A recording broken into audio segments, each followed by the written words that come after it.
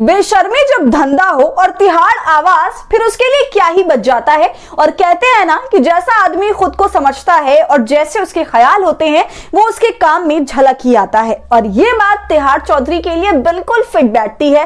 खुद उगाही के आरोप में जेल जाने वाला तिहाड़ी संपादक अब राहुल गांधी को डाकू और डकैत साबित करने पर तुला हुआ है और यही कारस्तानी उसे अब भारी पड़ने वाली है। दरअसल राहुल गांधी की संसद सदस्यता रद्द होने के बाद से जिस तरह के पप्पा प्रायोजित कार्यक्रम करने में सुधीर चौधरी लगा हुआ है, उस पर अब कांग्रेस पार्टी की निगाहें तिरछी हो चुकी हैं। आज तक और सुधीर चौधरी के इस प्रोपेगेंडा पत्रकारिता पर कांग्रेस के नेता अब तिहाड़ी और उसे दिहाड़ी देने वाले चैनल दोनों से खुलकर सवाल जवाब करने लगे हैं और मामला तो अब यहां तक पहुंच गया है कि सुधीर जेल भी जा सकता है।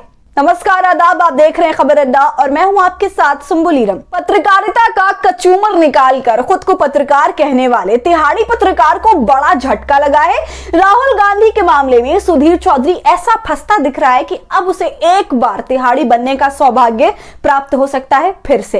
दरअसल भारतीय युवा कांग्रेस के अध्यक्ष श्रीनिवास बीवी ने सुधीर चौधरी के उस कार्यक्रम को लेकर कानूनी नोटिस भेजा है जिसमें तिहाड़ी संपादक ने राहुल गांधी को नीरव मोदी और मेहुल चौकसी जैसे अपराधियों की कतार में खड़ा कर उन्हें भी अपराधी बनाने की कोशिश की। श्रीनिवास बीवी ने अपने ट्विटर हैंडल से ये जानकारी साझा की है कि उन्होंने आज तक के कार्यक्रम को लेकर सुधीर चौधरी और चैनल दोनों को कानूनी नोटिस भेजा है और मांग की है कि आपत्तिजनक कार्यक्रम को लेकर सुधीर चौधरी माफी मांगे और साथ ही इस माफी का प्रसारण चैनल पर और उस माफी को अपने ट्विटर हैंडल पर भी शेयर करें।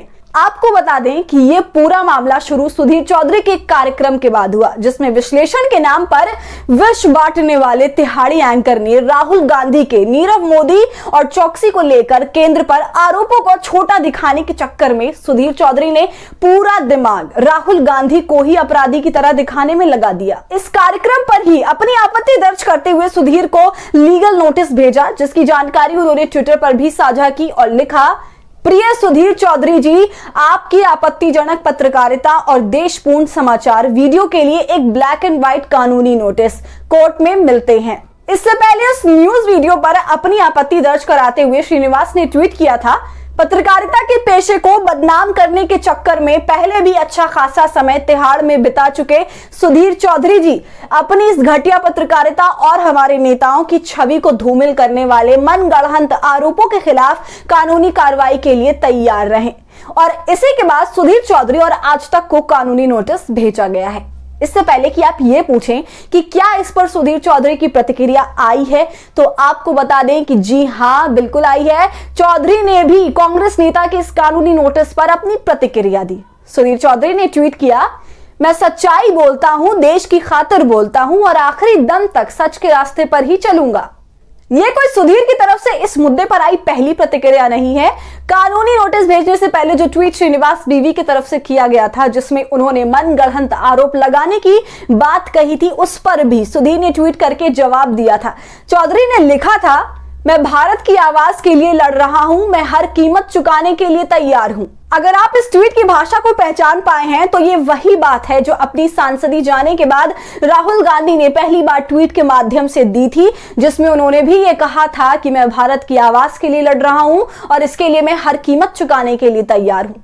जाहिर सी बात है कि सुधीर राहुल गांधी के ट्वीट को ही दोबारा लिखकर कांग्रेस की चेतावनी का मजाक उड़ा रहे थे, लेकिन अब चूंकि कानूनी नोटिस कांग्रेस नेता की तरफ से भेज दिया गया है, यह देखने वाली बात होगी कि क्या सुधीर कोर्ट में अपनी इस कारस्तानी पर माफी मांगेगा या नहीं। इस पूरी खबर पर क्या है आपकी राय, हमसे कमेंट सेक्शन में जरूर साझा कीजिए। और हमारी आजाद पत्रकारिता को आपके सपोर्ट की जरूरत है, वो तभी होगा जब आप जितना ज्यादा थैंक्स के बटन का इस्तेमाल करेंगे और इससे हमारी हौसला अफजाई करेंगे। साथ ही अगर अब तक आपने हमारे चैनल खबर अड्डा को यूट्यूब पर सब्सक्राइब नहीं किया है तो इसे अभी कर लीजिए।